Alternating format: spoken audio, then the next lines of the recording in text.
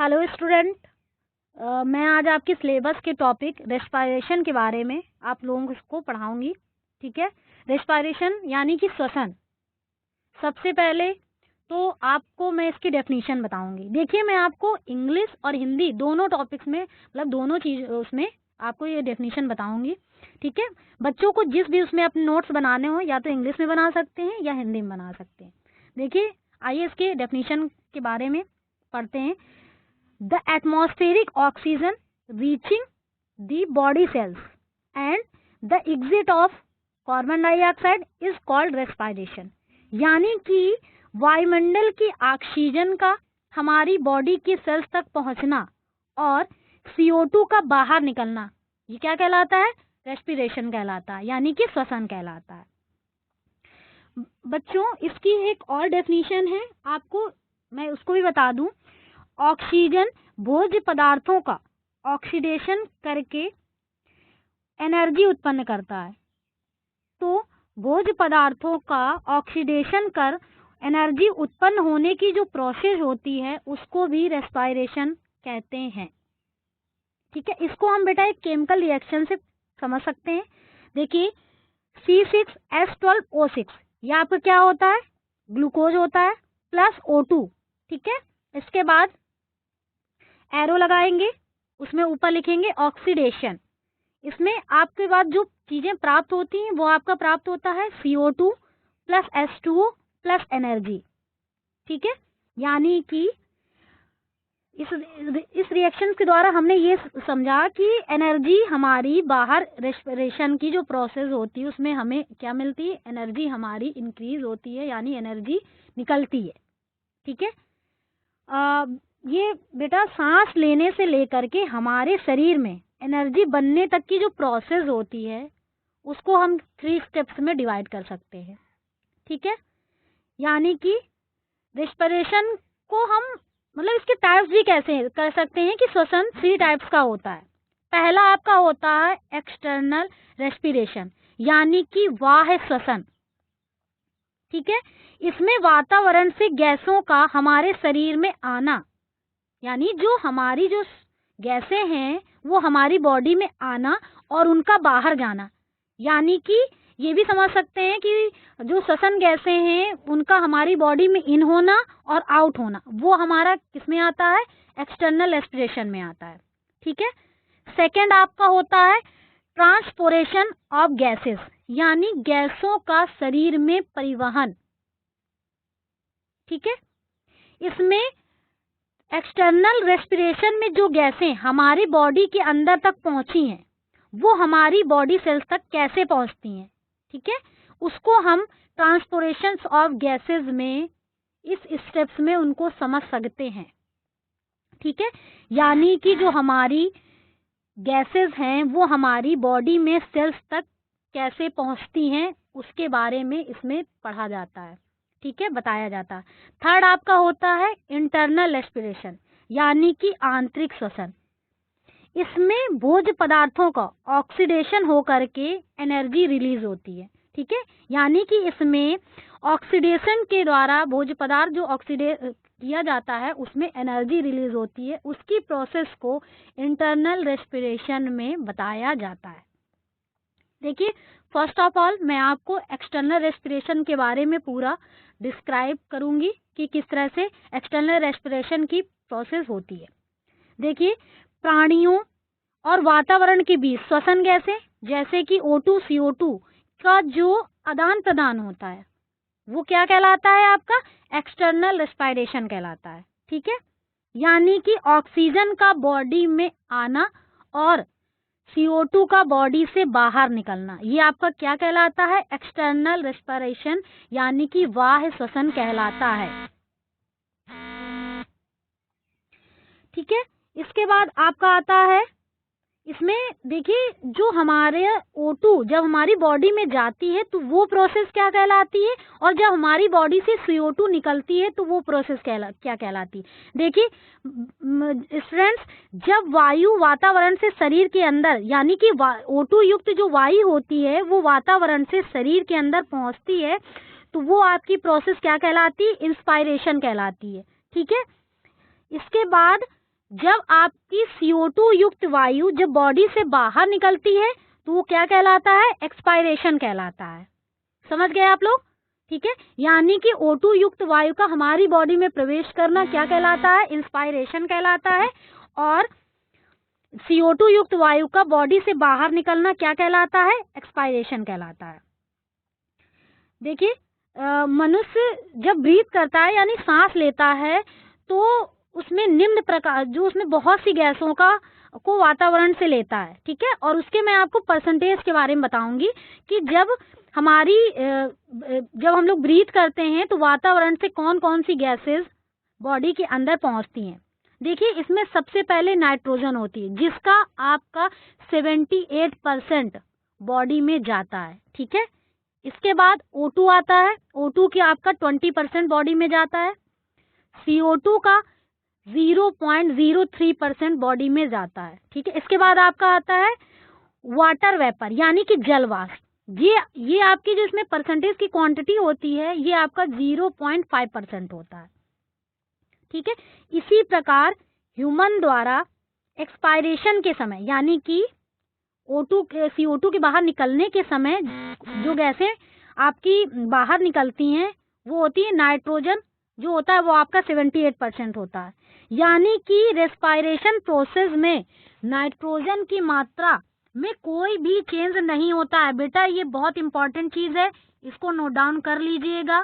ठीक है, यानी कि नाइट्रोजन जैसे शरीर में जाती है जितना % जाती है उतना ही % बाहर भी निकलती है। इसके बाद O2 आपकी 16% बाहर निकलती है। CO2 का जो % होता है वो इंक्रीज हो जाता है, यानी कि जाते समय 0.03% होता है, बट जब बाहर निकलता है तो वो किस में कन्वर्ट हो जाता है? 4% में कन्वर्ट हो जाता है।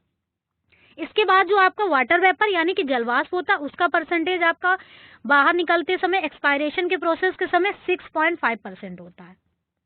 ठीक है, अब मैं आपको आती हूँ इसके सेकेंड पॉइंट में यानी कि transportation of gases. O2 and CO2 lungs से बॉडी की सेल्स तक पहुंचना।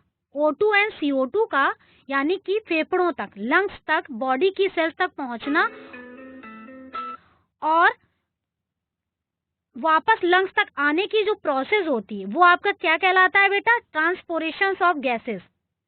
ठीक है, यानी गैसों का आदान प्रदान कहलाता है। इसमें कुछ इंपॉर्टेंट पॉइंट्स होते हैं वो भी मैं आपको बताना चाहती हूँ। देखिए, श्वसन गैसों के शरीर में ट्रांसफर करने का जो वर्क करता है वो कौन करता है? ब्लड करता है। ठीक है, यानी श्वसन गैसों को हमारी बॉडी में ट्रांसफर करने के लिए जो मेन वर्क करता है वो ब्लड करता है। सेकेंड आपका होता है कि ऑक्सीजन का परिवहन, ठीक है, ब्लड में प्रेजेंट हीमोग्लोबिन के द्वारा होता है। यानी कि ऑक्सीजन का हमारी बॉडी में जो परिवहन होता है वो हीमोग्लोबिन के द्वारा होता है। ठीक है, मैं आपको थोड़ा सा हीमोग्लोबिन के बारे में बता दूं। ठीक है, ये एक प्रोटीन होता है जो ब्लड में पाया जाता है और इसमें लौह परमाणु पाए जाते हैं। ठीक है, अब मैं आपको इसकी रिएक्शंस भी बता दूं। देखिए, जैसा कि आप लोग देख रहे होंगे O2 प्लस Hb यानी हीमोग्लोबिन। ठीक है, एरो लगाया, ये इससे क्या बना आपका? HbO2 यानी कि ऑक्सी हीमोग्लोबिन बना। ठीक है, इसके बाद जो हमारा HbO2 बना, ठीक है, वो आपका टूटता किस में है? O2 प्लस Hb में।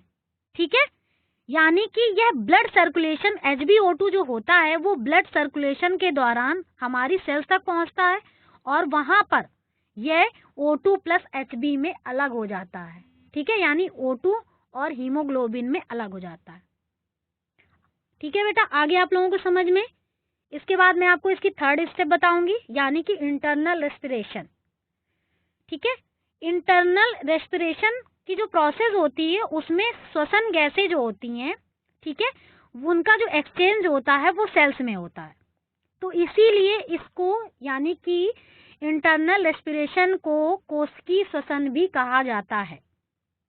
ठीक है, और ये 2 टाइप्स का होता है। पहला होता है आपका अनाक्षी श्वसन यानी एनारोबिक रेस्पिरेशन। ठीक है, और दूसरा होता है आपका आक्षी श्वसन यानी कि एरोबिक रेस्पिरेशन। ठीक है, बेटा मैं आपको, देखिए इसमें सेल्स की बात की गई है तो थोड़ा सा इसमें सेल्स की स्ट्रक्चर के बारे में समझ लेते हैं। जैसा कि आप फिगर देख रहे होंगे, ठीक है, हमारी जो सेल्स की स्ट्रक्चर होती है उसमें लाइसोसोम, न्यूक्लियस, माइटोकॉन्ड्रिया, साइटोप्लाज्म और राइबोसोम। जो सेल्स की स्ट्रक्चर होती है उसमें साइटोप्लाज्म का एक इम्पॉर्टेंट रोल होता है और माइटोकॉन्ड्रिया का भी इम्पॉर्टेंट रोल होता है, जिसके बारे में मैं आपको आगे बताऊंगी। ठीक है, तो कुछ इम्पोर्टेंट पॉइंट है बेटा जिनको आप नोट कर लीजिएगा कि श्वसन की प्रक्रिया हर जीवित सेल्स के साइटोप्लाज्म और माइटोकॉन्ड्रिया में पूरी होती है। जैसा कि मैंने आपको सेल्स की स्ट्रक्चर डिस्क्राइब करते हुए बताया था कि साइटोप्लाज्म और माइटोकॉन्ड्रिया का एक इम्पॉर्टेंट रोल होता है, यानी कि जो हमारी रेस्पिरेशन की प्रोसेस होती है तो वो हर जीवित सेल्स के साइटोप्लाज्म और माइटोकॉन्ड्रिया में ही कंप्लीट होती है। ठीक है, और सेकंड इसका पॉइंट ये है कि बॉडी में हीमोग्लोबिन का जो कार्य होता है वो होता है आपका ऑक्सीजन का परिवहन करना। ये इम्पोर्टेंट पॉइंट है बेटा, तो इनको आप लोग समझ लीजिए। ठीक है, अब मैं आपको, जैसे कि मैंने आपको बताया कि इंटरनल रेस्पिरेशन जो होता है, ठीक है, तो उस 2 टाइप्स में होता है। सबसे पहले आपका अनॉक्सीसेशन मैंने बताया, दूसरा आपका ऑक्सीसेशन। तो इसमें हम आपको इसके एक चार्ट मतलब सारणी बना लेते हैं और उसके हिसाब से मतलब वो करते हैं। ठीक है, तो देखिए पहला आपका अनॉक्सीसेशन जो होता है उसके बारे में मैं आपको बता देती हूँ। देखिए ये जो आपका श्वसन होता है इसमें ये आपका O2 की अब्सेंस में होता है। ठीक है, यानी कि इसमें ऑक्सीजन प्रेजेंट नहीं होता है। ठीक है, इसमें ऑक्सीजन प्रेजेंट नहीं होता है। आगे आपके समझ में। और यह जो श्वसन होता है वो साइटोप्लाज्म में पूरा होता है। किसमें पूरा होता है बेटा? साइटोप्लाज्म में पूरा होता है। ठीक है, और थर्ड इसमें जो ग्लूकोज का आंशिक विघटन सेल्स के साइटोप्लाज्म में पूरा होता है। यानी इसमें ग्लूकोज का जो विघटन होता है आंशिक रूप में वो किसमें, सेल्स के किसमें पूरा होता है? साइटोप्लाज्म में पूरा होता है। ठीक है, इसको हम एक रिएक्शन के द्वारा समझ लेते हैं। ठीक है, क्योंकि ये रिएक्शन बहुत इंपॉर्टेंट है और इसमें जो आपको चीजें प्राप्त होंगी उसके बारे में मैं आपको बाद में बताती हूँ। देखिए इसको समझते हैं। देखिए मैं आपको एक केमिकल इसमें रिएक्शन दिखाती हूँ, C6H12O6। ठीक है, इसके बाद एरो लगाया, इसके बाद आपका क्या बना? Pyruvic acid.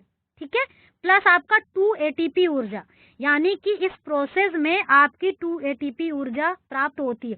देखिए इसमें जो टोटल ATP ऊर्जा होती है 4 होती है, लेकिन जो हमारी 2 ATP ऊर्जा होती है वो इस प्रोसेस के दौरान खर्च हो जाती है और बचती कितनी है?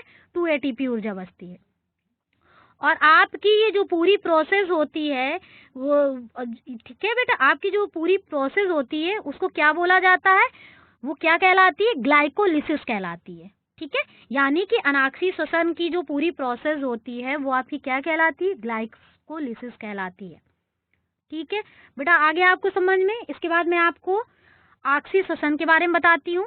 ठीक है, देखिए ये जो आपका ऑक्सीसेशन होता है ये O2 की प्रेजेंस में ग्लूकोज के अणु का कंप्लीट ऑक्सीडेशन होता है। यानी कि इसमें देखिए अनॉक्सीसेशन में O2 की अब्सेंस होती है लेकिन इसमें O2 की प्रेजेंस होती है, क्योंकि जो इसमें इसकी प्रोसेस होती है इसमें O2 की प्रेजेंस में ग्लूकोज के अणु का कंप्लीट, ठीक है, ऑक्सीडेशन होता है।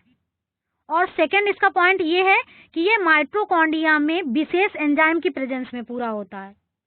ठीक है, अब मैं इसको भी आप एक रिएक्शन से द्वारा समझा देती हूँ। देखिए C6H12O6 प्लस O2, इसके बाद एरो लगाया, इसमें आपको क्या प्राप्त हुआ? CO2 plus H2O plus 36 ATP ऊर्जा। यानी कि इसमें जो हमको ऊर्जा प्राप्त होती है वो कितनी? 36 ATP प्राप्त होती है।